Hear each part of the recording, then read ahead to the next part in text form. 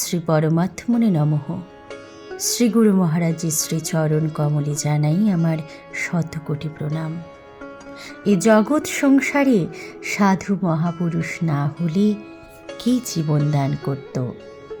সাধুগণ ভগবানের সেবা দান দিয়ে তাকে ভক্তবাঞ্ছা কল্পতরু রূপে অভিহিত করেছেন।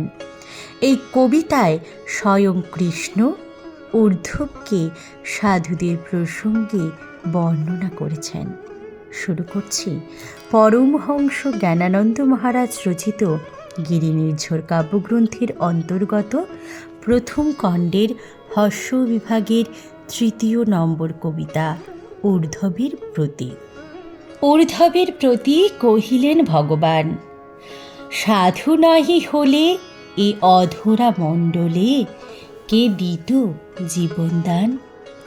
সাধুই তো মোর সেবাদান দিয়ে করে নেয় বশীভূত, ভক্ত বাঞ্ছা কল্পতরু রূপে মোরে করে অভিহিত।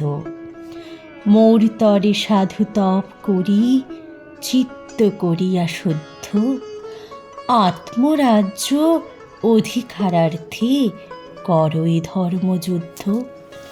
সাধুই আমার জন্য সর্বদা দেয় তন মন ধন, কুল লাজ মর্যাদা সব দেয়া গিয়া বলে যে সত্য সনাতন।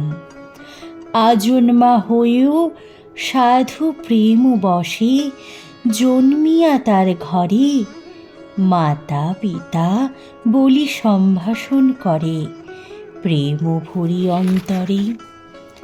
আমার জন্য সাধু সন্তগণ বহিছে দুঃখ ভার, পর উপকার করার মানুষে করে শুদ্ধ ব্যবহার। আমাকে কিনিয়া লওয়ার সামর্থ্য কেবল সাধুর কাছে, কৃতদাস সম নিজেরে রাখিয়া বলি সে আমার আছে।